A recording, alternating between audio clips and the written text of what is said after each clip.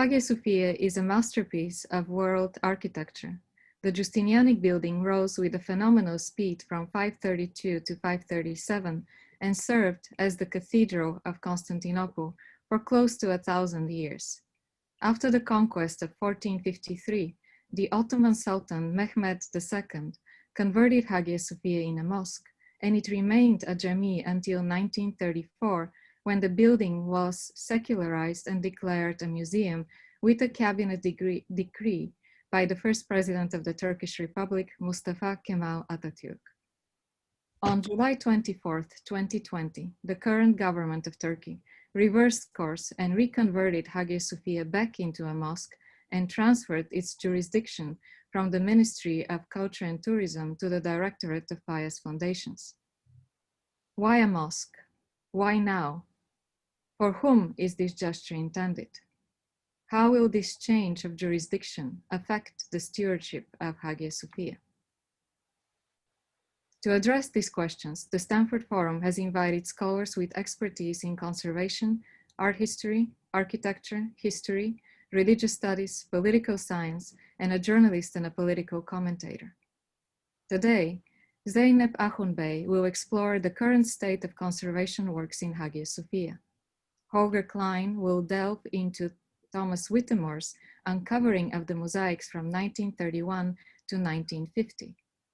I will speak about the concept of Sophia wisdom in the phenomenality of light and sound in the interior of Hagia Sophia. Lucia Alei will address the role of Unesco in protecting World Heritage Sites, and Elizabeth Prodromeu will speak about nationalism and religious pluralism, homogenization, cultural heritage, and its geopolitical consequentiality. The changes in Hagia Sophia set a precedent and expose the vulnerability of monuments on the UNESCO list and the lack of obvious mechanisms to safeguard their protected status. And this brings the urgency to create a forum where these issues can be openly presented and discussed with the hope of finding solutions. And now I'll give the word to my co-host, Patrick Crowley, who is the curator of European art at the Cantor Museum. Thank you. Thank you, Zeynep. My name is Patrick Crowley, and I'm the Associate Curator of European Art at the Cantor Arts Center here at Stanford. Given the historical and cultural significance of Hagia Sophia's modern life as a museum, the Cantor is especially excited to host this interdisciplinary event. We're delighted to thank our co-sponsors here at the university who have made this public forum possible: the Department of Art and Art History, the Department of Religious Studies, the Department of History, the Center for Medieval and Early Modern Studies, the Abbasi Program in Islamic Studies, the Stanford Global Studies Division, the Mediterranean Studies Forum, and the Center for Russian, East European, and Eurasian Studies. The structure of our program today includes presentations by 5 panelists who will speak for 10 minutes each. Afterwards, the panelists will have a chance to engage in a discussion with one another for 20 minutes, which will be followed by a 10-minute Q&A session with the audience. The audience will have an opportunity to vote up questions for this segment, and a record of submitted questions will be retained so that the panelists will have an opportunity to respond to individual questions after the event if they are able. Our first speaker today is Zeynep Ahunbey, Professor Emerita in Architectural Conservation at the Istanbul Technical University and Vice President of International Council of Monuments and Sites, ICOMOS. She has overseen the conservation projects in Hagia Sophia for the past decade and will be speaking today about the importance of these endeavors. In Istanbul, Hagia Sophia, starting from its listing into World Heritage List, which was in 1985. Here we see the historic areas of Istanbul, and Hagia Sophia is within the archaeological park area, which includes Topkapı Palace, the Hippodrome, Sultanahmet Mosque, and also Church of Küçük Hagia Sophia, or the city walls along the coastline, the sea walls. Hagia Sophia's environment was protected by the urban plan, which was installed in 1930s by Henry Prost, a French urbanist, and he tried to control the heights of the buildings around, and so we have the skyline in good form with the accent of ancient monuments. After Hagia Sophia became a World Heritage, it was of interest for ICOMOS and UNESCO, and in 1993, a UNESCO mission composed of experts like Professor Raymond Lemaire, a leading expert in conservation, Professor Cyril Mango, an expert in Byzantine art, and Professor Tassios, expert in seismic assessment and strengthening of structures, and Dr. Maidstone, an engineer who had worked on Hagia Sophia and published a monographic study about Hagia Sophia. They visited Istanbul, and they looked at the condition of the monument and ongoing works and made suggestions for future actions. Their report concluded that there is no evidence of immediate risk to the structure, but there should be a full appraisal of what is known about it, followed by further investigations and monitoring to serve as a basis for considering possible strengthening measures. And after this report by professors and Dr. Maidstone, Ministry of Culture established a scientific advisory committee composed of an architectural historian, 2 structural engineers, and a conservation architect to supervise the projects and suggest projects to be put into action. At its first meeting of the advisory committee, they tried to assess the problems of the monument and tried to develop projects to address them. Natural and human factors affect Hagia Sophia's delicate surfaces and structure. The roof is one of the important elements to take care of. And if the roof is not maintained, the mosaics are disturbed and they fall down. The lack of maintenance the roof causes damages to the mosaics. So one of the priorities of the advisory committee was to renew the lead covering, which had been leaking at some points. Within the framework defined by the advisory committee, the roof covering was renewed using 3 millimeter thick lead sheets. The Conservation and Restoration Laboratory of the Ministry of Culture had a team specialized in conservation of mosaics and wall paintings. The dome mosaics were cleaned and stabilized during the years from 1992 until 1999 with technical support from UNESCO. Surface deposits were removed and detached parts of the mosaic surface were fixed. The maintenance and presentation of the facades was important as they contribute to the image and perception of Hagia Sophia. During the repairs of the facades in 1950s, exterior was coated with cement plaster. And in late 1980s, the outer walls had been painted red. The paint was washed away and the cement plaster had problems. The use of cement in repairs during the 20th century was creating problems, and advisory committee made a decision to remove the cement renders on the exterior and the interior of the monument. And the work started at the northwest corner with documentation, and after removal, there was a project developed, and very interesting details were recovered, and it was decided to leave the facade open so the archaeological finds could be visible. This proposal was presented to the Monument Council and it was accepted, so the masonry was left exposed after careful pointing and repairs.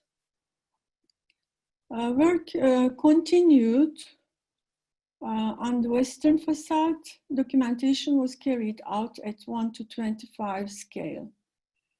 From the original marble cladding on the western facade, only a few had survived. Due to the exposure to hard weather conditions, these slabs were distorted and cracked, but we tried to preserve them in situ so that the original concept of the facade could be understood. At the top of the western elevation, there is a cornice from Facade restoration. During the repairs, this level was researched, and a ring from Facade restoration was revealed. Engineers examined the ring. It was not functional anymore, but it was cleaned and conserved. During these repairs, there were also some cracks and other damages which were revealed, and these were treated during the repairs. On the eastern facade, the removal of plaster revealed details related to the 14th century construction of the eastern arch. The eastern facade of the monument is open to winds coming from the sea. In order to protect the facade better, it was decided to cover it with plaster. Inside Hagia Sophia, the ramps leading to the gallery and the outer narthex walls and walls were restored. And the northeast ramp was opened to visitors. The original paving of the naos, consisting mainly of Proconnesian marble slabs, had been damaged by the collapses of the dome and semi-domes, as well as with the passage of time. There were efforts to conserve the original slabs and remove the cement patches in the marble floors and the ground and gallery levels. The work at the gallery level is being completed now. There were also conservation works on the northeast and northwest pendentives. The covering over the face of the seraphim was removed. The north tympanum wall was studied, and interesting details were revealed about the damages and repairs conducted to the north arch. Restoration work was conducted on the western part. Now the work has started on the eastern half of the tympanum wall. The structural safety of Hagia Sophia is of great concern to all. There are several structural studies. The Earthquake Engineering Department of Bosphorus University is monitoring the structure. There was a proposal from engineers to fix the eastern arch to the semi-dome with long iron bars. This was a big intervention, and this was discussed at the advisory committee. It was decided to conduct further research and consult experts in masonry construction. Professor Wenzel from Karlsruhe University was invited to discuss the proposal. He carried out non-destructive tests at the main piers and the dome. Non-destructive investigations provided new information and helped to assess the earthquake safety of the structure. The scaffolding in the northwest quarter of the dome was used for radar investigations. According to the results of the research, Professor Wenzel proposed to monitor the structure carefully and maintain it well. At the moment, there are projects for the restoration of the south, east, and north facades. The removal of the cement plaster will reveal the damages and provide more information about the history of the monument. During the past years, the baptistry, which was turned into a mausoleum in the 17th century, was restored as well. And attached to the north facade, there is the scophylacyon. It was used as a storage by the public kitchen of Hagia Sophia. It was cleaned and restored as well. Conservation of Hagia Sophia requires careful monitoring and treatment. As a World Heritage, its protection is of highest importance for present and future generations. I hope international cooperation continues for the preservation of its authenticity and integrity. Thank you. Thank you so much, Zeynep. Our next speaker is Holger Klein, the Lisa and Bernard Seltz Professor of Medieval Art History in the Department of Art and Archaeology, and Director of the Sakip Sabanci Center for Turkish Studies at Columbia University. He will be speaking today about Thomas Whittemore, the American founder of the Byzantine Institute, and the history of conservation and the role of international organization in preserving cultural monuments. Thank you, Patch. I'm very glad to be here with you. Let me share my screen.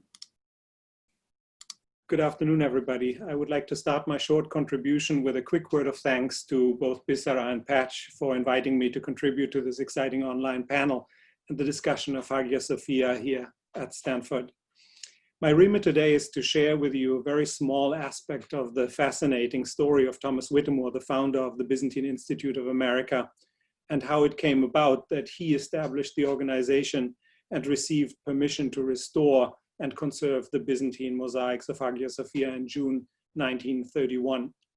When Bisra wrote to me and asked specifically what questions I should address, she said, try to address what contacts he had and used in order to get into Atatürk's presence in 1931, how he organized the work at Hagia Sophia, and who the patrons were who sponsored the Byzantine Institute in the 1930s and 40s. I'm afraid that answering these very legitimate questions is difficult, not only because of the 10-minute time frame I have, but also because much of the information that would help us to answer those questions is still buried in archival material and diaries that will have to be looked at and studied specifically to answer those questions. However, I will do my very best in the next 9 minutes to give you an insight into the work that Thomas Whittemore did at Hagia Sophia. The Byzantine Institute received permission to uncover the mosaics of Hagia Sophia through a decree of the Council of Ministers that was issued on June 7th, 1931. And work in Hagia Sophia started in earnest that year.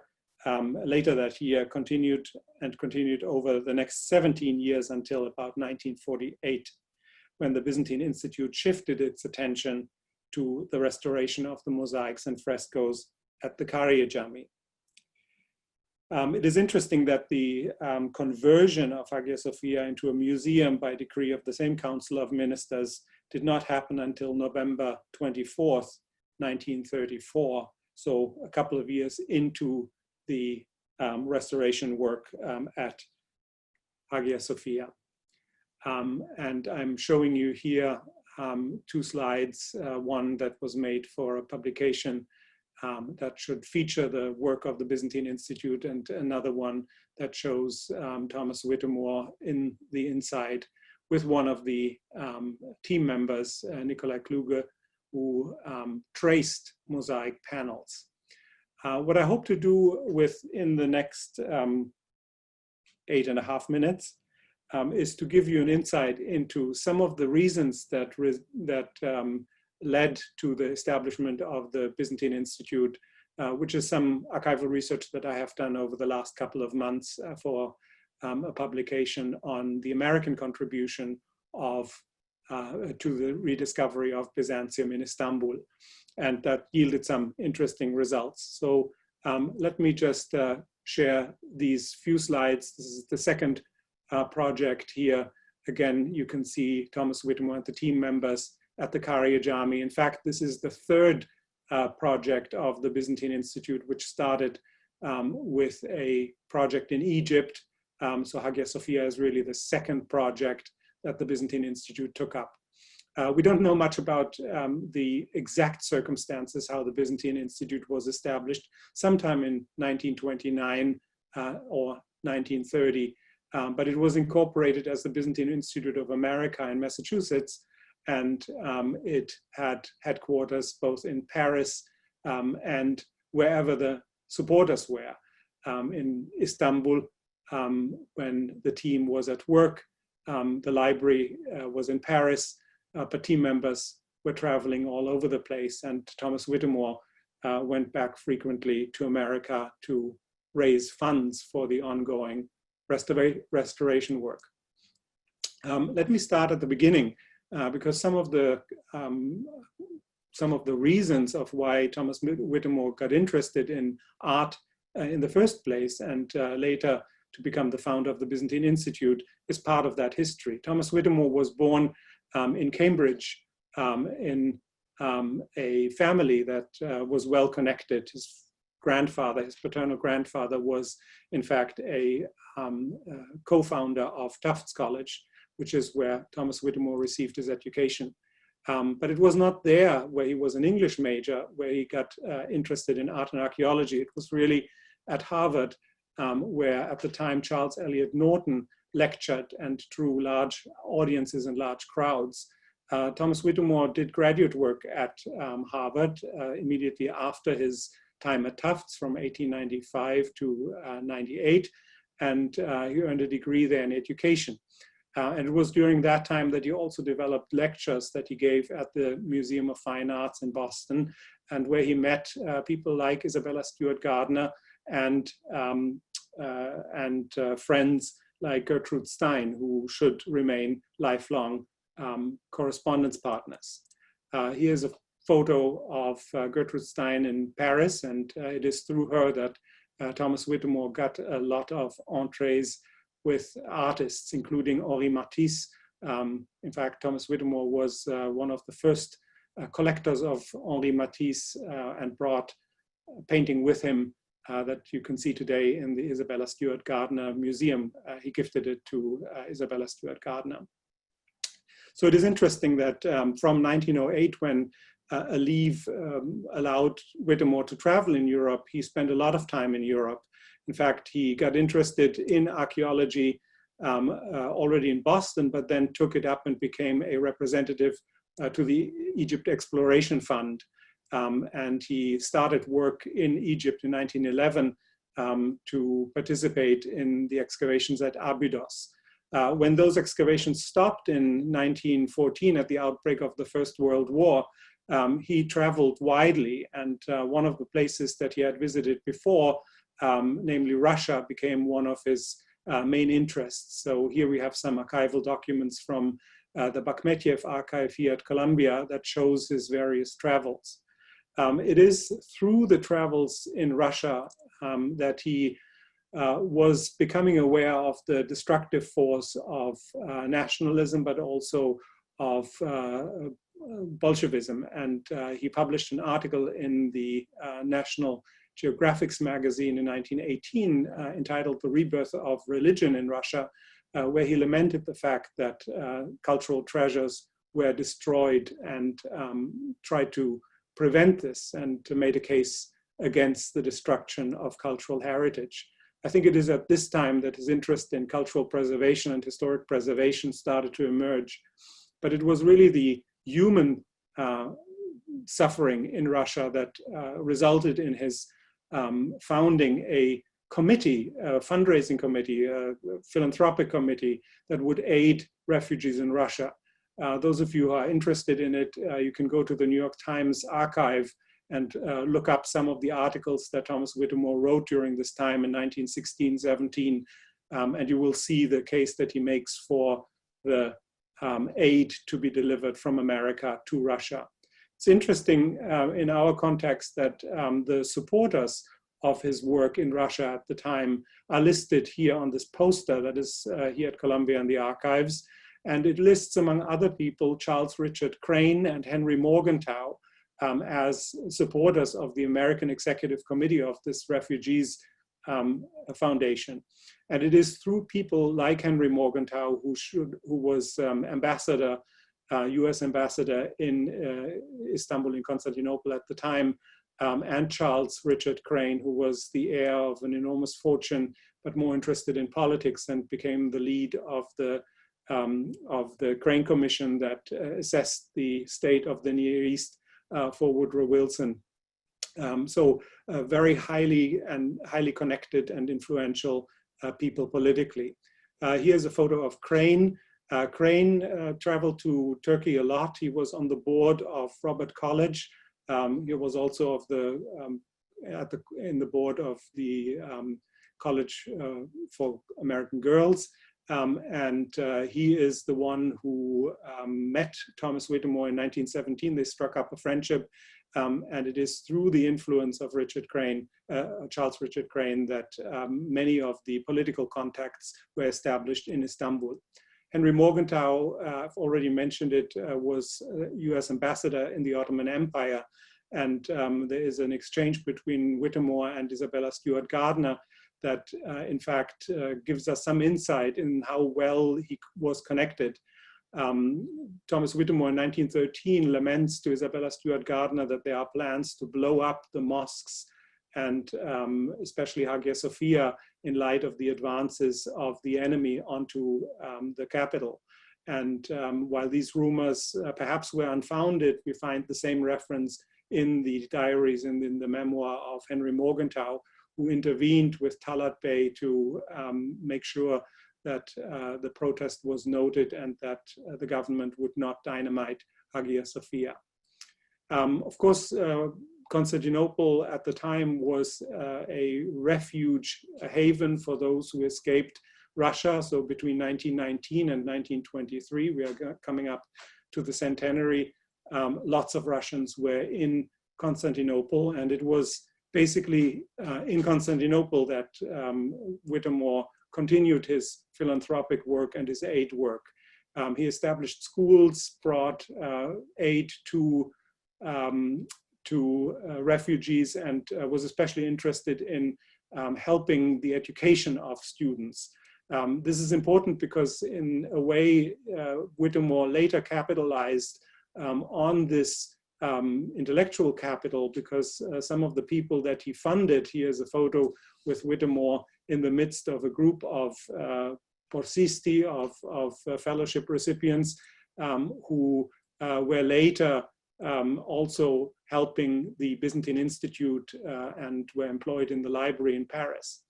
When these refugee efforts were winding down in 1923, Thomas Whittemore got reacquainted with archaeology. He taught at NYU. He brought aid with the help of friends. Here we see him at Mount Athos delivering aid. But it was really through the contacts that he had made in those years, in the early 20s. Here photos of Vladimir Raevsky and his brother, Boris and Dmitry Ermolov. Vladimir Raevsky, you see on the right, the two Ermolov brothers on the left. They were employed later to help with those educational efforts, but Ermolov became part, and Raevsky to some extent too, in the affairs in Paris, and helped to support the Byzantine library, became mainstays in that Byzantine library. Piankov, an epigraphist who had been funded by Whittemore's fund, studied first in Berlin with the help of American philanthropy, and then also became employed at the Institute Library in Paris after it was founded in the late 1920s. This is all to say that the talent of Russian refugees, not always refugees, but Nicholas Kluge, for example, was employed previously by the Imperial Russian Archaeological Institute in Istanbul. And it was that expertise of making copies for publications of Uspensky and other people, for Fyodor Schmidt for his volume on the Karya Jami, that brought people into the orbit and later into the restoration project at Hagia Sophia. You see the ongoing restoration works here, the tracing that happened, which is part of another interesting story that I would like to conclude with. Here is the publication by Fyodor Schmidt with one of those copies of mosaics in the Karya Jami. And interestingly, that's work that Nicholas Kluge did, who later did the same work for Whittemore in Hagia Sophia. But what I found in the archival research that I did over the last couple of months was that there's another artist who was active in Istanbul since 1919. He was a Russian refugee, had no connections to Whittemore and his philanthropic work, but who went to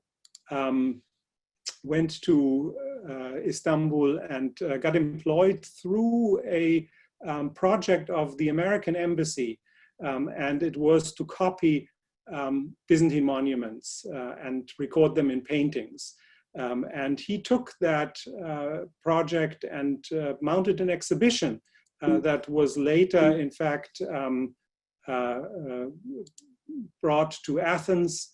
It was brought to Brooklyn. It was brought to Washington. Here's one example of his copies from 1925. And Ismailovich wrote to Whittemore, and Whittemore was aware of his work.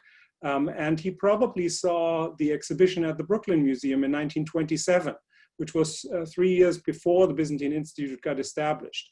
The archival records are very slim, but we know a little bit through the work here about the Brooklyn description of the Ismailovich works. And it is probably through that work of Ismailovich, which was completely unrelated, that Whittemore got the idea to establish the Byzantine Institute of America and continue that work with his own preservation and copying of Byzantine artifacts to preserve them for others in the future. I think I'm running out of time. I cannot see my screen while I share, but I just wanted to end with those images of the copying of here the Deicist mosaic at Hagia Sophia. This was an effort that eventually resulted in an exhibition at the Metropolitan Museum in February 1944.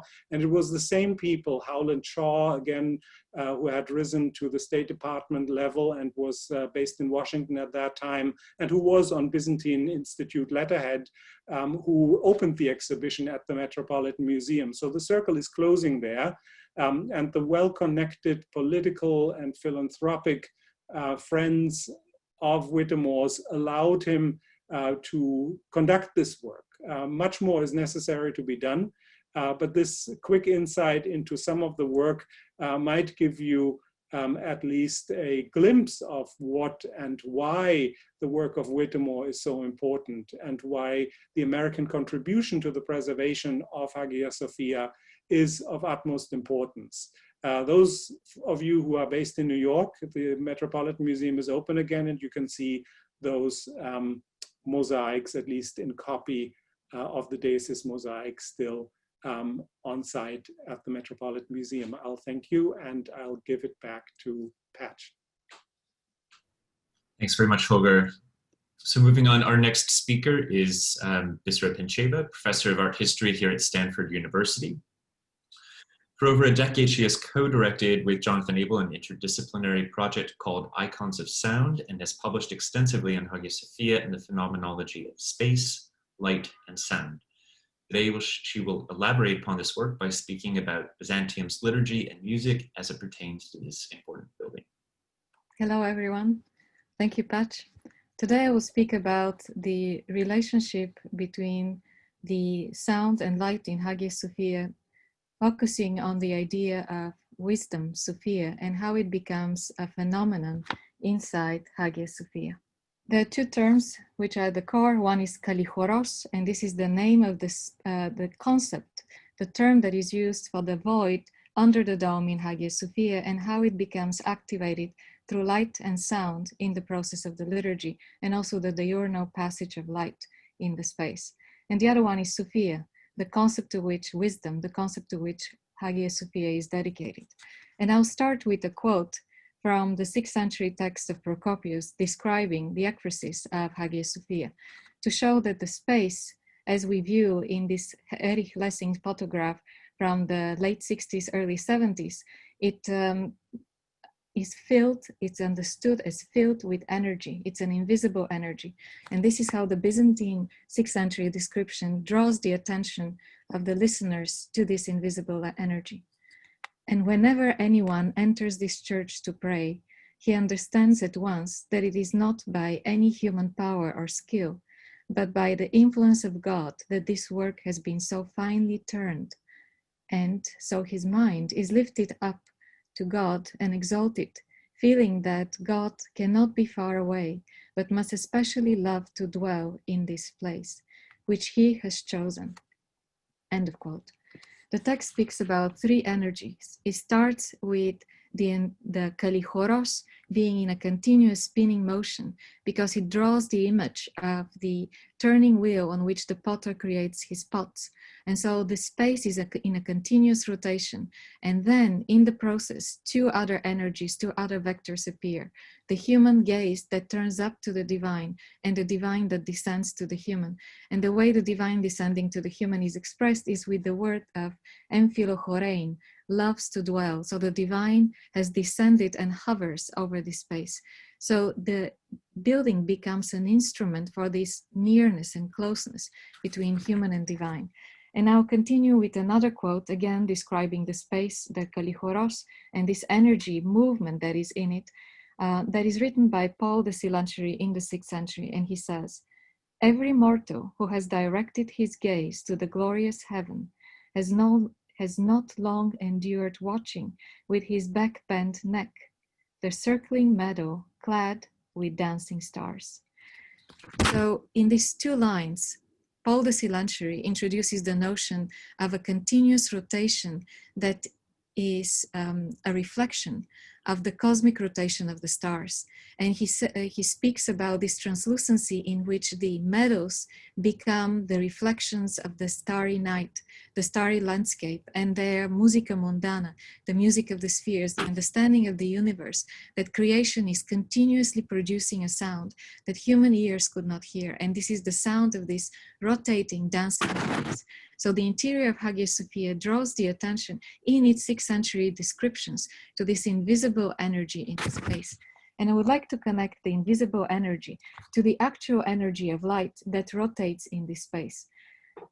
Thomas Whittemore not only uncovered the mosaics, but already in the early period in 1936, we have a record of him writing notes about the study of light.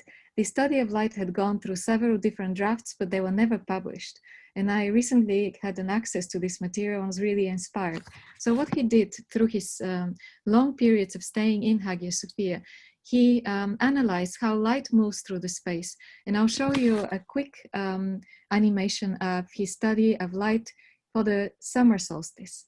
And what you're going to be paying attention to is this rotation of direct light in the space. It starts on the northeast as the first rays come in, and you see how they touch the walls and the galleries of the southwest. And then by around 8:30 in the morning, the light starts to move into the floor, and then the activation of the dome light is shown. And then between 11:45 and 12:45, there is no direct light in the space. And then in the afternoon, the light continues to move. Now it had circled around, and it finishes with the apse, light coming on the apse of the east end. So it shows this rotation of light through the space. Whittemore had a very beautiful phrase in which he described it. He says, direct light rushes in shining streams, dazzles, keeps constantly moving and revolving. And I introduced that because these are the silent presences within Hagia Sophia, a non-human agency in the space that draws attention to the movement of and the energy inside it. Why is this important? It's because the concept of wisdom, Sophia, is connected to this circular movement, the way the diurnal light circulates around the Kalichoros of Hagia Sophia. And this is how wisdom is described in the Old Testament. This is from the Wisdom of Solomon 7, verses 24 to 26. I quote, wisdom is the more dynamic of all movements. It pervades and moves, hooray, through everything because of its purity. It is breath of God's power and the effusion of the pure glory of the Pantocrator. Because of this, no blemish creeps in her, for wisdom is the radiance of the ineffable light and a spotless mirror of the divine energies and its most sacred image. End of quote. This conceptualization of wisdom speaks about energy that is in continuous rotation, that is bright and it is resplendent. It continuously, in a sense, generates and reflects light. And the interior of Hagia Sophia plastically expressed these ideas. Clearly, the ideas precede by thousands of years the construction of Hagia Sophia, but the success of this masterpiece of architecture is to really plastically communicate these ideas. The original dome of Hagia Sophia at the time of Justinian had an enormous cross in the dome, in the center of the dome, probably with a diameter of 11 meters, because the diameter of the entire dome is over 34 meters. So this is a huge aniconic image of the cross, a cross understood as a cross in rotation. I'm showing you a copy, a much smaller one, also Justinianic, from the aisles of Hagia Sophia today.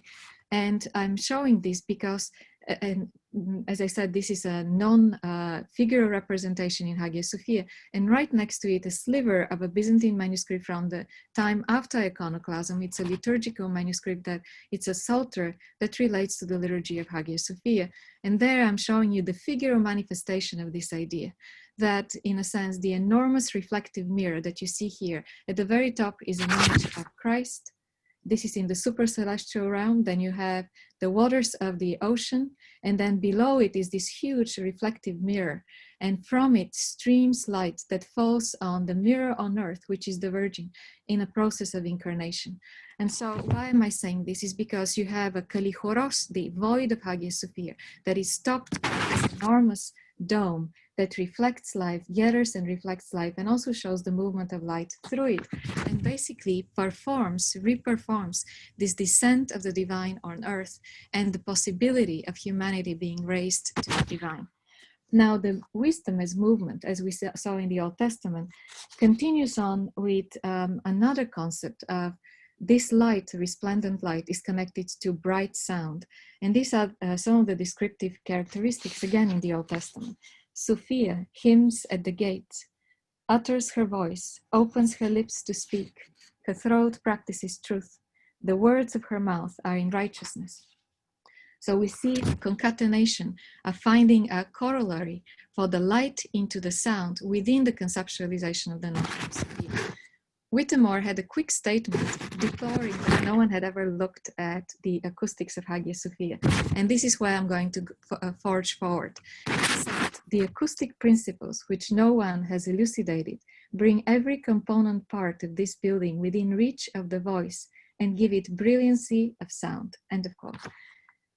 Hagia Sophia is a complex space, but studies of acoustics only started at the beginning of the 2000s. It was a project led by the Technische Universität in Copenhagen, and they did acoustic measurements, and they did 2 acoustic models for both the use of the space as a church with auralizing sound, as well as for the use of the space as a mosque. And they also did a couple of studies of the surrounding mosques built by Sinan. I became interested in acoustics through that study, and I reached out to the Stanford Center for Computer Research in Music and Acoustics, and together with Jonathan Abel, we co-direct for now more of a decade Icons of Sound.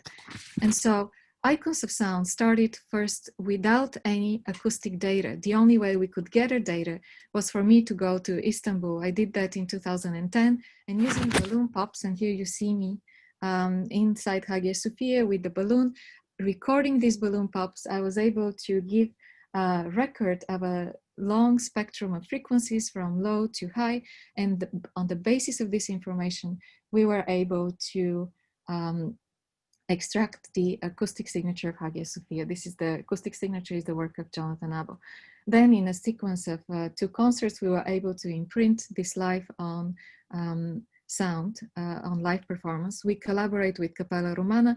Very briefly, this is our website. You can study it more carefully in the leisure of your own time. And this is one of the crowning jewels of this collaboration, the recent album that was released in 2019 by Cappella Romana in collaboration with Icons of Sound, focusing on the liturgy for the Feast of the Cross.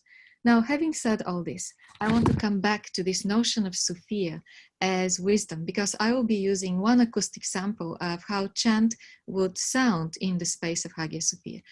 There is an awareness of this amazing acoustic of Hagia Sophia in the 6th century ekphrasis. Paul the Silentiary writes, "Who would sing gapingly with the thundering mouths of Homer, the marble meadow solidly assembled along the walls, or the open plains of the haltingly high Naus?" 2 elements are singled out: the enormous volume of that space and the reflective surfaces. These are the meadows of marble.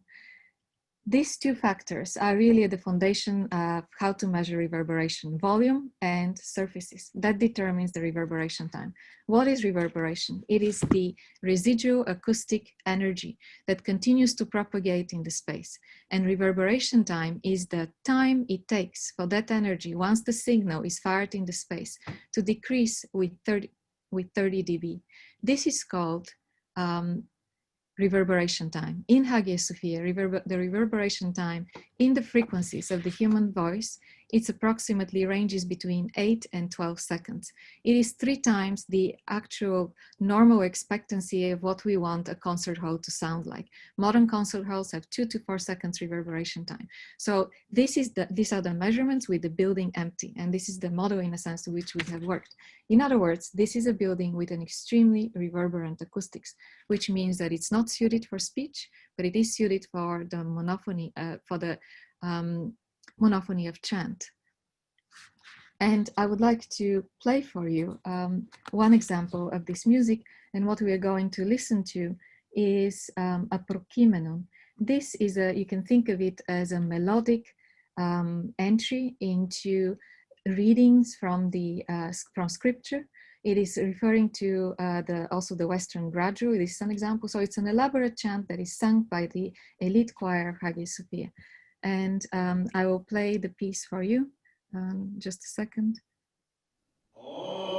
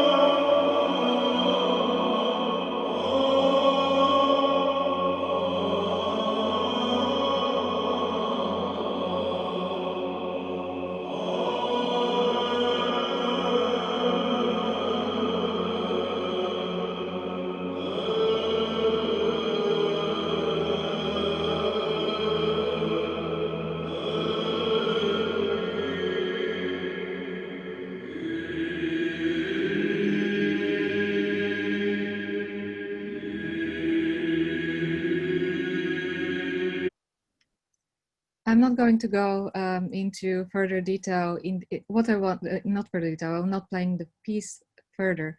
What I want to draw your attention to is, first of all, this is a prokimenon that focuses attention on Sofia. This word is extended with this beautiful melisma, extremely long melisma, in which a melody that is composed in mode 1, it rises to 2 scales, almost 2 scales up here, as you see. And the same melodic figure that is sung at Sofia, the same melodic phrase that is sung at Sofia, is then repeated at Tapanta ta ethni.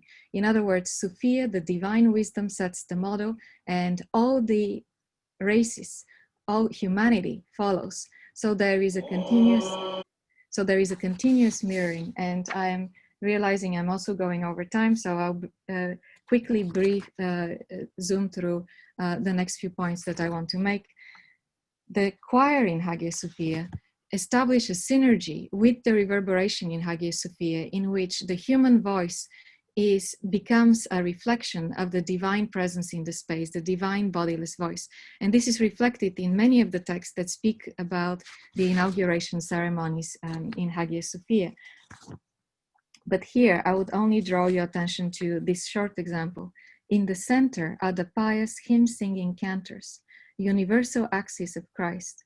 Through the agency of their voice, the divine voice, Ompi, is mixing the Immaculate Spirit with mortal flesh, announcing the human incarnation of Christ, end of quote.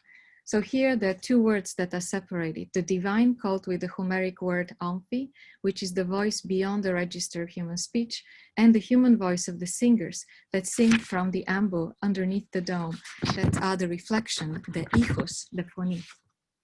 This aesthetic in Hagia Sophia, in which the moment the system is activated through the sun rays and through the energy of sound, creates an environment which allows for interpenetration, the way the energy of the singing voices becomes consumed by the bodies surrounding as audience, the singers. And this is an example from the ekphrasis of how this is expressed, this interpenetration. Here it is describing the light, but the same aesthetic is done through the agency of the human voice, through the sound and the energy that the human bodies consume, the sound energy. So here it says, the ceiling encompassing gold inlaid tesserae, whose pouring down in glittering gold streaming rays, irresistibly bounces off the faces of the faithful. In other words, the descending light, the reflected light, the agency of the human voice that activates the sonic energy and the consumption of the sonic energy by the faithful in the space creates this interpenetration of human and divine. And this brings me to the end. Is everything lost? I will give you a quote from Whittemore, who said in 1920, after the First World War, and this is in a letter he wrote to Isabella Garden, Sancta Sophia is a sphere of light. It is the universe of buildings. Sancta Sophia, holy wisdom. It is what the world needs most and has lost, end of quote. And at the very end, I'll bring the words of the parliamentarian Garo Paylan of the Armenian community in Turkey. This is what he tweeted, regretting the decision to reconvert Hagia Sophia. He said, the dome of Hagia Sophia was large enough for all of us, large enough for us to share as equals in celebrating this astonishing building that is humanity's shared inheritance as a church, mosque, and a museum. Thank you. Thanks, Bisera. We're moving right along to our next speaker, Lucia Ale, who is Associate Professor of Architecture at Columbia University, founding member of the Aggregate Architectural History Collaborative, and editor of the journal Grey Room. Her work chronicles how the cultural monument became a global building type from the 1930s to the 1960s at the hands of liberal international organizations, which chose buildings to be spared from massive destructions. Today, she'll be speaking about the role of UNESCO in particular. Thank you, Patch. And I want to also start by thanking Patch and Bisera for inviting me to be on this panel. And I want to thank the Cantor for having the panel. I join you today as a generalist. I'm a historian of architecture and of cultural internationalism, which is to say of the tendency of nation states since 1919 to use architectural monuments as a tool for modern international politics. So let me share my screen. The re-inauguration of Hagia Sophia as a full-time mosque in July of this year was legitimated by appeals to national sovereignty, but it was clearly also an action intended to reverberate on the global stage. So how can we gauge the international repercussions of this act architecturally? The transformation has been divisive, not only because it has pitted two different building types and their users against one another, the museum and the mosque, but also because different rhetoric has accompanied the announcement in different languages and different media. The speech which President Erdogan gave announcing the decision in July carefully wove together the internationalist language of heritage conservation, where Hagia Sophia is an example of the universal heritage of mankind. It wove this together with more frankly nationalist depictions of the Turkish state as the proper owner of the building because it is the inheritor of a kind of proto-modern Ottoman multiculturalism. A slightly different strategy, but no less effective for divisiveness, came in the written announcement that was posted on social media, where this time the English text warned foreign observers not to interfere with the country's national autonomy, while the Arabic language announcement appeared to offer the building as a symbol of a global Islamic solidarity across cities very far away. So a rupture was presented with an almost conciliatory tone under a single architectural pretext, which is that a single building had had a long history of hospitality. So in my 10 minutes, I want to highlight two architectural and spatial strategies that are being leveraged here to help clarify how it's possible that a fundamentally divisive political move can be presented as a gesture of inclusion. The first point I will make is that there is a spatial elision being made between Hagia Sophia as a building and Istanbul as a city. And I'll describe this in a moment, but just to flag the main point, it is not the building, but the historic urban space of Istanbul that is listed as a World Heritage Site. So we should think of this decision, I think, not in terms of an object, but in terms of the city. Secondly, a stark opposition is being made between mosque and museum, as we're being made to believe that the existence of one relies on the erasure of another. This negative mirroring is not unique to this situation in international politics. It's meant to bait the international community into outrage. And to a certain extent, it has worked. Before I go into these 2 points, though, let me make a quick detour through UNESCO and its functioning. And again, I join you as a generalist, so I'm by no means an expert either in the history of Hagia Sophia or the history of Turkey's investment in World Heritage, but I can give you a kind of overview.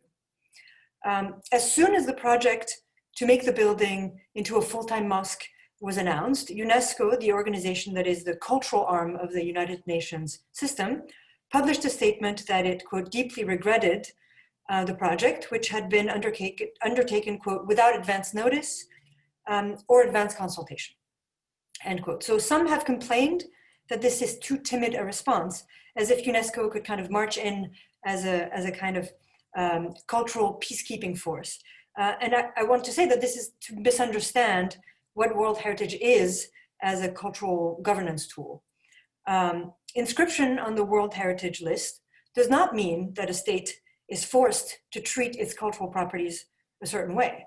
Rather, inscription means that a country is forced to report regularly on the state and the status of its cultural property.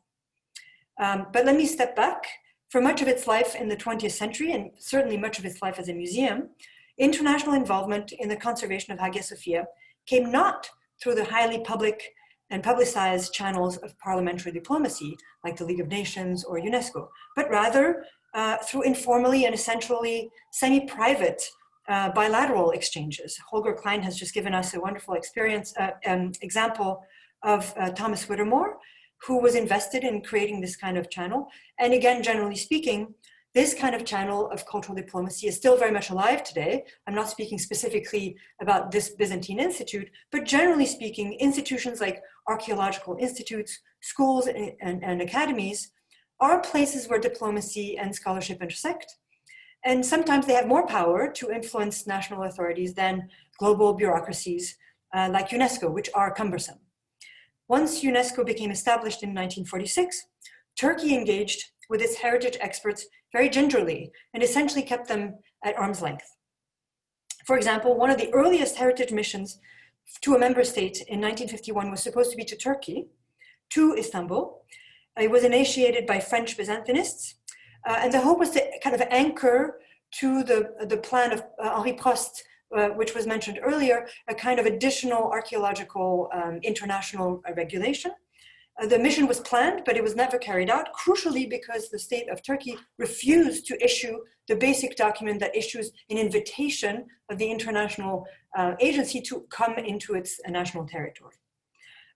Insisting that archaeology was a domestic matter, Turkey instead offered as a consolation prize to host a meeting, a general meeting of UNESCO's Heritage Committee to Istanbul so that they could at least visit. So already then we hear a kind of struggle over who gets to define the terms of international solidarity. And I'm showing you here some documents from this part of this history where Van der Hagen, who is the UNESCO sort of bureaucrat, reports on having gone to different places in Turkey, and then a sketch that he makes where on the right-hand side we have sort of local informants saying that we have to give the impression to the Turks that UNESCO is interested impartially in its monuments without exception, and not only to classical archaeology. Once Hagia Sophia was inscribed on the World Heritage Site list, Turkey did begin to engage in a different multilateral kind of cultural diplomacy. And to reiterate, this is a diplomacy defined not by its publicity, by its regularity, not by the authority of an international force.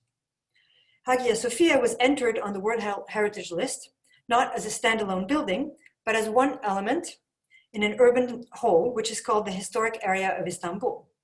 In so doing, it joined the ranks of many other cultural sites, which include not only museum spaces, sorry, that went too quickly. This is the part that is inscribed, and you can see the yellow patches are the ones that are actually the different sites, but the whole is the entire peninsula. In being a cultural site, an urban site, Istanbul joined the ranks of many other sites, which includes, as part of its cultural protection, museum spaces, urban streets, places of worship, private domestic life, etc. Indeed, the first prototype for this kind of cultural site, as opposed to protecting a single building, was the Vatican. Since 1983, and now I go to this slide, there have been 27 reports and 2 interim reports on the state of the conservation of the Istanbul site.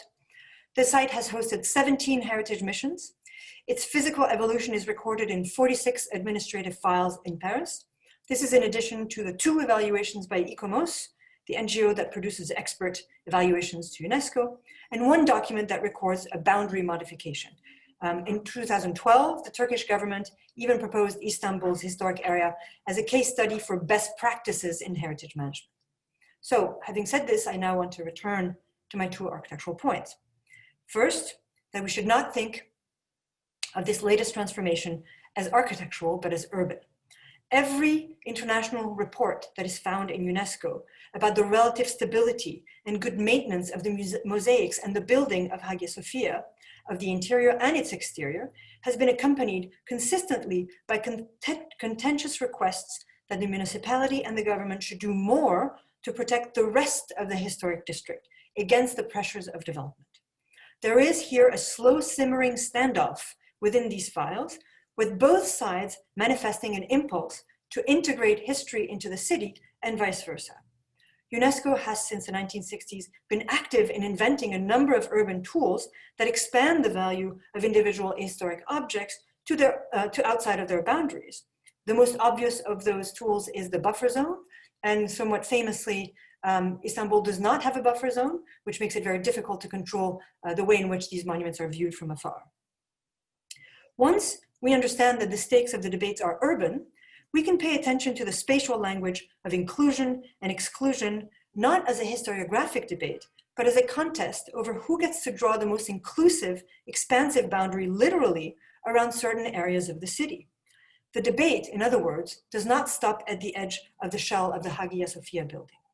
Indeed, I think it's extremely important to note the emphasis that has been placed on the fact that the new function of the building as a mosque, prayer, expands outside of the walls and expands out into the city. And this brings me to my second point. I'm sorry, I'm going a little bit over. We should not fall into the trap of making an absolute opposition between mosque and museum.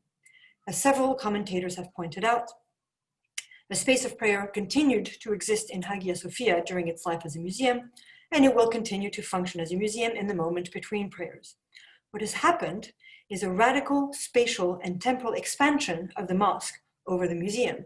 But make no mistake, the Turkish regime intends for the mosque to continue to attract international attention and visitors, all the better to show off the transformation that have been made, like a curator showing off the Lewis renovation or the latest blockbuster show. At the scale of the city too, the Hagia Sophia conversion is only one in a series of tactical moves that has changed the relative position of religious spaces and museum spaces. And I could talk more about this, but others know a lot more about it. Certainly the transformation of the Kora Church into a full-time mosque also plays a role in this dynamic. I would like to propose that we also see the changes that have taken place inside of Hagia Sophia as a series of curatorial moves intended to control what is visible, when, and by whom. The carpet, of course, affects the space and the sound, as Bisar has shown. It is also a visual unifier, which ensures that the eye goes a certain place. The covering of the scaffold, which you see here on the left, a kind of relatively banal aspect of conservation architecture, which is that you have a scaffold so that you can access certain spaces, has been judiciously covered with kind of museum-like signage. Even the way that the dramatic way in which the mosaics are hidden during prayer with the use of these very specific kind of scrims. All of this is highly choreographed. The lighting scheme that comes to complement the use of curtains during prayer also recalls the light and sound shows that have spectacularized various monumental tourist sites since the early 1960s. Many of these interior changes, which are promoted for their religious significance, can also be seen as curatorial gestures.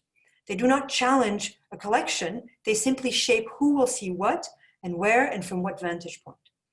So just to conclude, it may seem paradoxical or provocative to see that President Erdogan is a curator who is engaging in a politics of display. And I especially don't want to be seen to imply that one should diminish the piety of those who come to this space for worship. Surely they're animated by a genuine fervor, not by a desire to consume the newest interior architecture or to look at the adornment on the walls. On the contrary, if we take seriously the idea that this work is being done for visual consumption, then we can see that it is the regime that is putting these followers and these believers on display. And the fact that they've fled the neighboring space is important also for everyone to see. The pious are being brought here for show. And this was made clear in the video that was produced to broadcast the inaugural prayer sequence.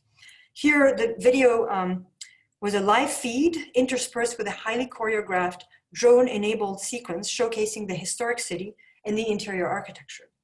The video begins with a smooth flyover of the streets, which are where some people are waiting to pray outside, others are processing to go towards the building. When the drone reaches the Hagia Sophia, it kind of switches to showing off its world-famous cascading of domes. For a moment, the film resembles one of the many virtual tours of the city that are used to promote tourism and commerce. Finally, the camera takes one last swoop into the interior, still remaining above the crowd, however, so we get a full spatial experience, but not a fully human experience. I'm sorry, I can't show you the whole film, but I encourage you to go watch it on YouTube. The smooth motion of the drone has the effect of naturalizing the presence of the faithful. Not only the physical architecture, but also the human persons are subject to a virtual tour worthy of a veritable open-air museum. To say all this is to see that the curated experience is appealing to parts of the history of the museum that are not always positive. The government here is appealing to a darker moment in the history of museums and of exhibitions, when life-size installations of certain architectural objects have been put on display, inevitably complemented by human displays of certain persons, and this helps to establish hierarchies, to reinforce divisions, to reproduce an imaginary orient for the sake of a Western eye. And I would say that the willingness of this government to use people as display objects under the pretext of heritage management is confirmed not too far away in other neighborhoods of the city, where, such as the neighborhood of Sululuke, where an entire neighborhood has been expropriated under the pretext of historic preservation of the architecture. What is at stake here is not only the visibility of the objects, but also of the people. And I know I'm over time, but just in conclusion, if I have a moment, as a historian of internationalism, I have encountered many moments when it is the initiative of individual scholars that takes the lead because international organizations have their hands tied, or because international law seems to lag behind the capacity of international rulers, of national rulers, to cleverly exploit popular sentiment. And it seems to me that perhaps this is one of these moments, and that not international law, but the concerted pressure of scholars and conservators to put pressure on the government to make sure that beyond all of these curatorial acts, the physical infrastructure of all of this lives to live another day. Thanks very much, and I'll stop sharing my screen. Thanks very much, Lucia. Our final speaker today, Elizabeth Prodromeu, is faculty member at the Fletcher School of Law and Diplomacy at Tufts University, where she directs the initiative on religion, law, and diplomacy. She is non-resident senior fellow and co-chair of the Working Group on Christians and Religious Pluralism in the Middle East, the Center for Religious Freedom at the Hudson Institute, and was non-resident senior fellow in National Security and the Middle East at the Center for American Progress. She's co-president of Religions for Peace, and will be speaking today about the stakes of religious pluralism and cultural heritage. Thank you very much. And thank you, Patch and Bisera, for the invitation to be part of this panel today. And thank you to the Cantor Arts Center for hosting these 2 weeks of discussions, the 2 public fora on the Hagia Sophia. I feel a bit intimidated coming last and maybe least, but I'll do my best here. The decision of the state of Turkey and the government of Recep Tayyip Erdogan to convert the magnificent Byzantine Orthodox Christian cathedral of Hagia Sophia to a mosque, announced on July 10th, based on a Turkish court decree, and implemented on July 24th, with the celebration of Islamic prayer service inside the mosque, has been the subject of sustained academic, media, and policy discussions in the short 10 weeks that have followed since that decision. Now, I say last and maybe least because I feel a bit out of my element here. I'm a political scientist on a panel of non-political scientists, so I speak a slightly different language, but nonetheless, I hope that it will be useful. I come from a hybridized vantage point, not only the discipline of political science, but also from experiences in diplomacy and policy making. And I really appreciate the opportunity to participate in the conversation, but also to learn from this cross-disciplinary exchange. And hopefully, what I will say underscores the value in combining political science analysis and policy making on the one hand, with analysis of art and architectural history, urban planning analysis, and cultural expertise on the other, cultural heritage expertise on the other. And I begin with a very straightforward proposition, namely that the Hagia Sophia decision reflects an opportunity to understand the intersection of cultural heritage with nationalism domestically and with geopolitics externally. To understand the intersection of cultural heritage with forms of nationalism that are putatively oppositional, secular and religious, but which oftentimes function according to a shared logic, either of inclusion or exclusion. And also it offers an opportunity, the decision, to understand the implications for the survival of religiously plural societies and rule of law regimes, certainly in the case of Turkey, but well beyond. So in this regard, the Hagia Sophia decision not only concerns Turkey, but it's consequential well beyond Turkey. So in the time that we have, I'm going to focus synoptically first on the Turkish context, and then I'll conclude with some brief observations about the comparative significance and the generalizable importance of the Hagia Sophia decision. Now, regarding the Hagia Sophia decision on nationalism, on the face of it, the decision to convert or revert the Hagia Sophia to a mosque is an obvious indicator of the broader reconfiguration of Turkish nationalism in explicitly religious terms, or more specifically in Islamic or even Islamist terms, by the Justice and Development Party of President Recep Tayyip Erdogan. The reactivation of what had been the museum from 1934 to 2020 to a mosque, as it had been from the mid-15th century to the 20th century, signals the rejection of Turkey as a secular state with a civic form of nationalism, where membership in the national community would be premised on equality before the law for all citizens, regardless of their religious, ethnic, or linguistic identity. And indeed, much has been made about the decision as the conquest by Erdogan and Islam over the legacy of Kemal and secularity in Turkey. Now, while this is certainly supportable, this claim, the motif and discourse of conquest that was exemplified when the head of the Diyanet, Imam Ali Erbash, ascended the minbar, wielding an Ottoman sword, extends well beyond the conquest of Erdoganism over Kemalism, and over a putative active Islamism over a putative secularism. Because in fact, the reactivation and the embrace of the conquest message deployed through civilizational discourse not only involves internal tensions in terms of the history of Turkish nationalism, but also involves deeper historic tensions between the Turkish Republic on the one hand, its Ottoman past on the other, and the longue durée and its deep past of the Byzantine Empire. Now, I would say that the decision actually offers a crucial opportunity to reinterrogate the overall meaning of Kemalist secularism in Turkey. And this is a project that's already been actively undertaken by Turkish and non-Turkish scholars alike, and a reinterrogation of the dominant historiographical narrative of Kemalist secularism as secular nationalism in Turkey.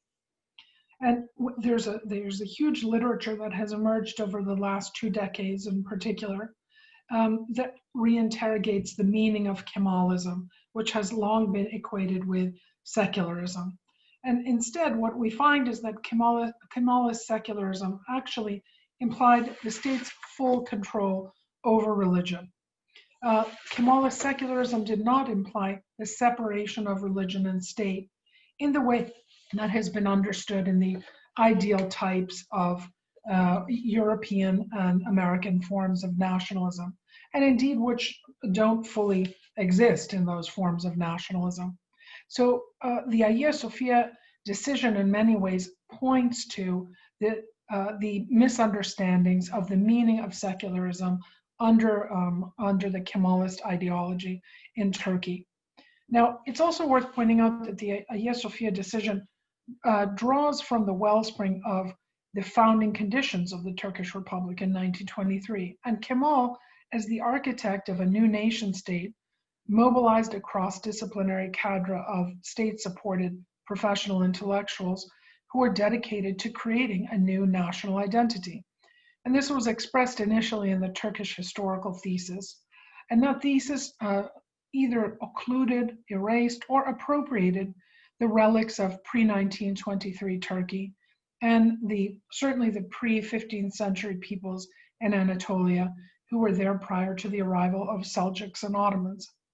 The ministries of culture, tourism, and religious affairs and the Ministry of Foundations were authorized to implement this project through religio-cultural heritage policies, and education, public education, became the space for an intergenerational transmission of a particular version of history and model of nationalism.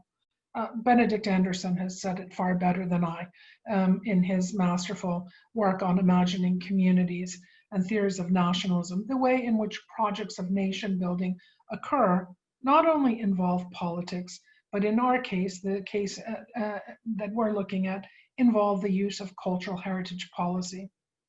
And in this regard, the Erdogan government of the JDP or the AKP constitutes continuity, not rupture with the Kemalist nationalist project. Nationalism in both cases involved managing religious diversity and indeed repression of religious freedom and associated freedoms of conscience, speech, assembly, according to a kind of authoritarian logic of state control over civil society. And conquest ran reflexively through both the Kemalist secular, self-defined secular model of nationalism and the current Erdoganist model of nationalism, which is explicitly religious in its valence. In both cases, then, religion never disappeared from these models of nationalism, and the valence of religion was deployed differently by each model, Kemalist and Erdoganist, but in both cases, they were exclusivist forms of nationalism that allowed no room for ethnic non-Turks or for non-Sunni Muslims, or even for non-conforming Muslims. So the Hagia Sophia decision in that regard offers an opportunity to rethink the meaning of these putative oppositions of secular and religious in models of nationalism that have operated according to a shared exclusivist authoritarian logic. Now, this is the domestic story. In terms of the external or foreign policy story, I turn here to the question of geopolitics and the links between cultural heritage on the one hand and geopolitics on the other, or more explicitly, to how the Hagia Sophia decision points to the use of religion as a soft power tool that can work both independently from and as an amplifier and multiplier of hard power. And I know time is tight, so I'll say only a few things here. Most specifically, scholars of critical geopolitics have gone far towards explicating notions of geographic space that look at geospace as something that extends beyond physical territory and borders and includes cultural content, cultural boundaries. And the emergence and development of what has come to be an openly expressed policy of neo-Ottomanism under the AKP government has drawn on, again, here we see the continuity, has drawn on earlier versions. For example, then Prime Minister, the late Prime Minister Turgut Özal's Turkish Islamic synthesis. We see continuity here. But to talk about Turkey's foreign policy as an effort to redefine geospace, both in terms of territorial borders as well as content. And in President Erdogan's 32-minute televised address to the Turkish public on July 10th, he made clear then the significance of the Hagia Sophia decision for a neo-Ottoman geopolitical project, referencing Hagia Sophia as the first step, and what he said was the reconquest, again, this motif of conquest, of territory stretching from Andalusia in Spain to Bukhara and Uzbekistan. And since then, his continuing comments about, for example, the liberation of Al-Aqsa Mosque in Jerusalem are part of this trope of a geospace that involves both a connection between domestic nationalism and foreign policy revisionism. So we see borders and boundaries working together. The Hagia Sophia sheds insight into the way in which geopolitics as a foreign policy project is connected to nationalism as a domestic identity project. And a footnote here before I just turn to a brief conclusion. It's interesting that the opening of the Hagia Sophia on July 24th, of course, was the anniversary of the signing of the Treaty of Lausanne, which President Erdogan has publicly denounced and argued that the Treaty of Lausanne, which redraw the Turkey's external borders, must be revised. Now, just by way of brief conclusion, the consequential nature of the Hagia Sophia decision well beyond Turkey. It involves precedent setting. There's only one other case where the World Heritage designation has been delisted by UNESCO. And currently the UNESCO Executive Board and the UNESCO World Heritage Committee will be meeting, and on their agenda will be both the Hagia Sophia and the Horror Church of the Holy Savior. And so they may decide to red list or even consider the possibility of withdrawing the status of Hagia Sophia. The preceding example was the withdrawal of Germany's Dresden Elbe Valley from the UNESCO World Heritage List, with very negative consequences for the maintenance of that World Heritage or former World Heritage site. So that would not be an optimal solution with Hagia Sophia. And the failure to take any kind of action around the decision that would allow for a re-embrace of the Hagia Sophia, not only as Turkish cultural heritage, but as universal cultural heritage, would be a green light for other states that are utilizing religious diplomacy or utilizing the soft power of religion and religious and cultural heritage for domestic homogenization and geopolitical territorial revisionism. So the consequential nature of this decision extends well beyond Turkey. Thank you very much. Thank you, everyone. We are over time, but that's okay. The most important thing now is the floor is open for discussion. So all the speakers, all the panelists for the session today, you can unmute yourself so that you have quickness and agility to address questions. I would start, and I have a question that is both for Lucia and for Zeynep. Understanding the process of the reconversion of the museum into a mosque as a curatorial act and part of an urban planning infrastructure brings to the foreground of what type of international representation is possible to, I would say, infiltrate this process. So I would like to start first with Zeynep, if she could tell us how the conservation work in Hagia Sophia is dwelling in this past couple of years, especially this year, and what type of international representation of people who are specialists in Byzantine art and architecture have a capacity to be interlocutors in the process, and to what extent your committee is consulted as the grand curatorial gestures that Lucia presented to us are done. The projects are continuing. I think Ministry of Culture will continue to supervise and also conduct the maintenance and conservation works. But you saw the scaffolding inside. There is a demand to remove it as fast as possible. They gave time until the end of the year. But of course, there's need to work on the southern tympanum wall also. And when it is a mosque, there is difficulty of working inside, putting up scaffolding. So there will be difficulties to continue work and preserve the interior of the monument, but the exterior projects are easier to implement, I think. Zeynep, may I ask you what type of communication there is between the committee you're working on the conservation, and the curators of the conversion? With the use there was no contact at all. It was a political decision, and of course, the Ministry of Culture was responsible for that, and the architects and conservators of Ministry of Culture have been involved in the works, supervising the site, but not the advisory committee. We were not invited to discuss or to contribute. Thank you. You're welcome.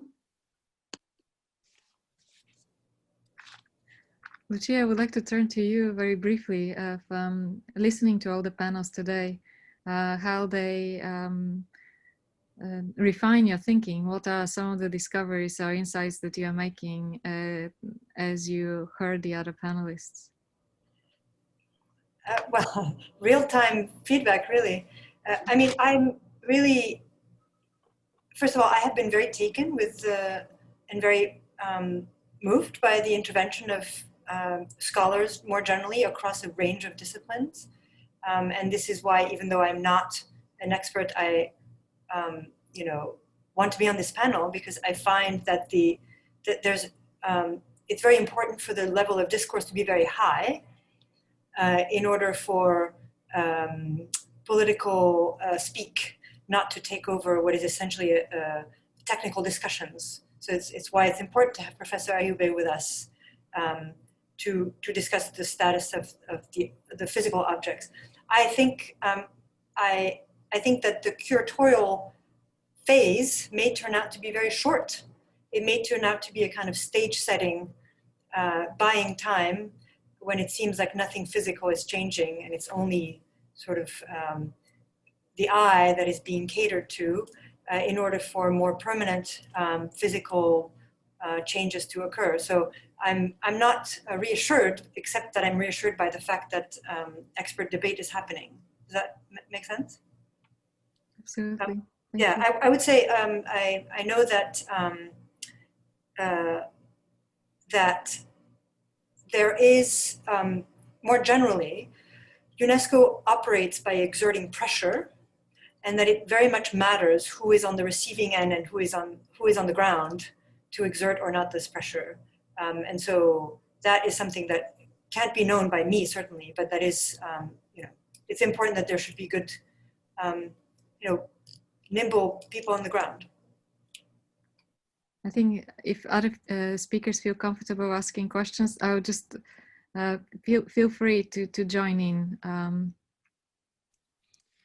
I would have a question for Professor Allenby. I wonder what the ramifications are, practically speaking, of the Religious Affairs Directorate to be in charge.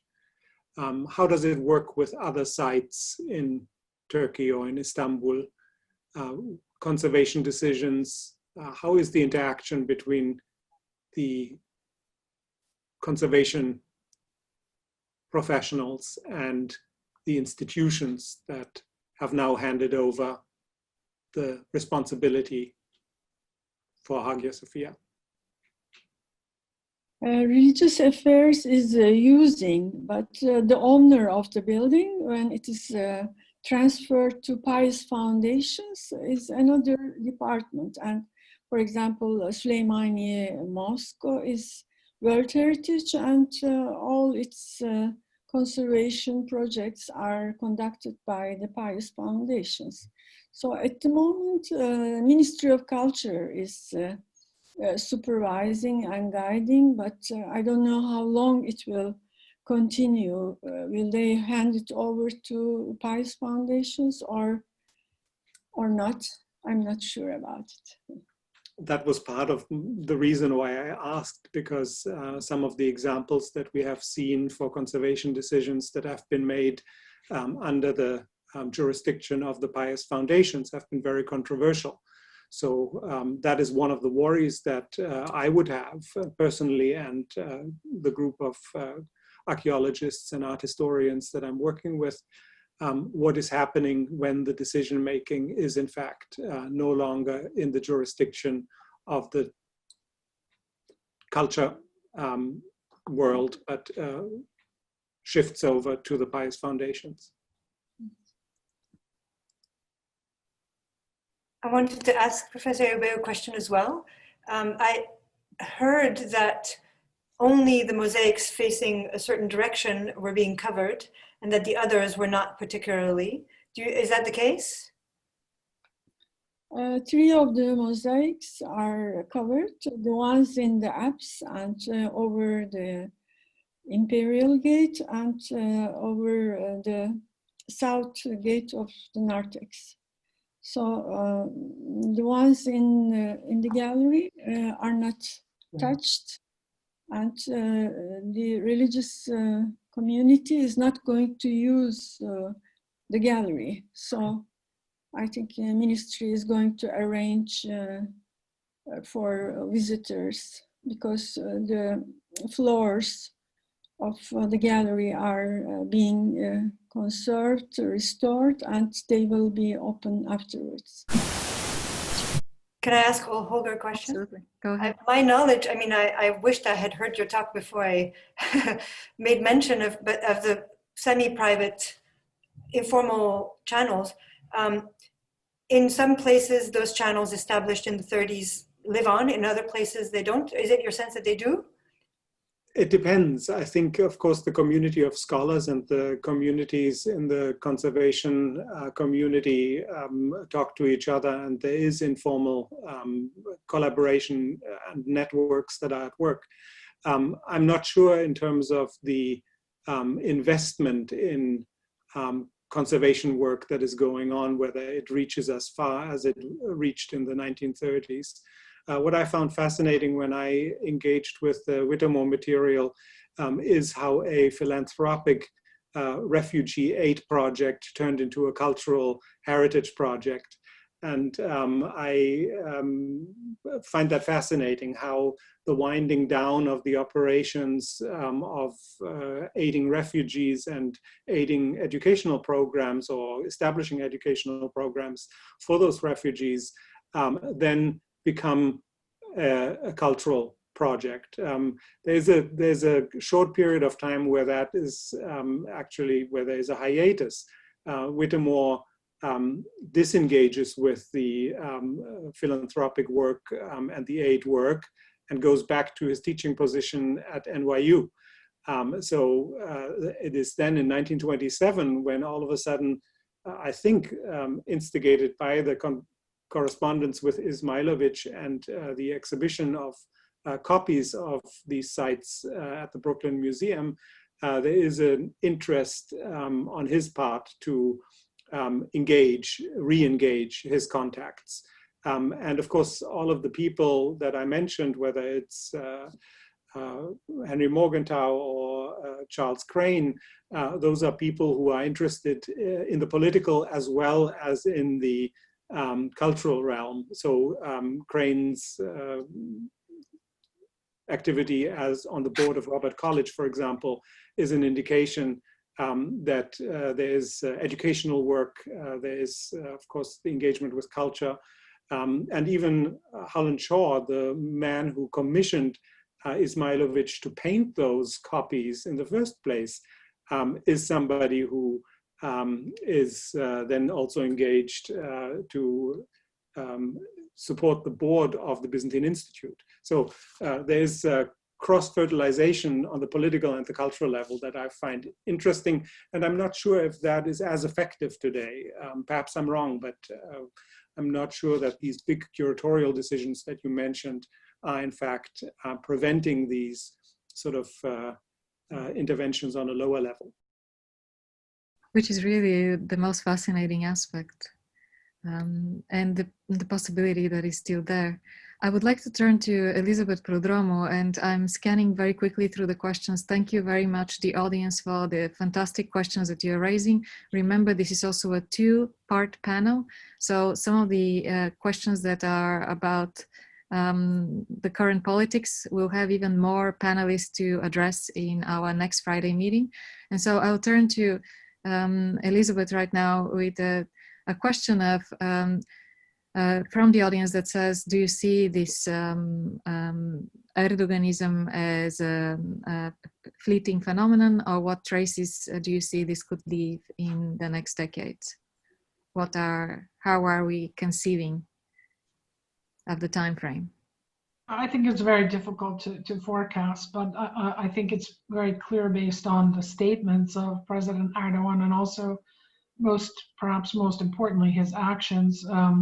Everything from the way in which elections have been utilized for consolidating his political power, the shift to an active presidential system, and in fact, the hard move in Turkey to silence any kind of not only political party opposition, but civil society opposition in Turkey.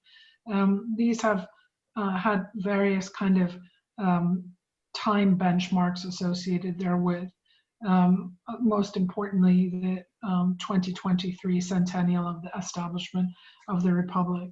And many of the cultural heritage moves, both Hagia Sophia, but also the recent decision, but also the the Hora Church decision, the reactivation of several other Hagia Sophias to mosques. All of these, I think, have been part of a large pattern of Erdogan's effort to, again, reconfigure nationalism, still in an authoritarian mode, but in a way that foregrounds religion explicitly and Islam most specifically, so that in 2023, at the anniversary of the Republic, he will be able to sort of lay claim to replacing, certainly coming after, but replacing Kemal as Turkey's greatest modern statesman. And there's no indication that he has intentions of leaving office anytime soon. And in terms of the changes that have happened, I think the corrosion of the democratic spaces in Turkish civil society, the silencing, literally and figuratively, of opposition, and a very robust, dynamic civil society discourse, the state control over religious over institutions for political purposes, all of these will do damage to any post-Erdogan period that involves a logic of inclusion and a logic of contestation. And so I think the damage of the last 18 years has been extremely, it's been deep and broad. And alas, it builds on some of the non-democratic features of the pre-Erdogan period that until now have not really been interrogated in the scholarship. And that's happened in the last 20 years.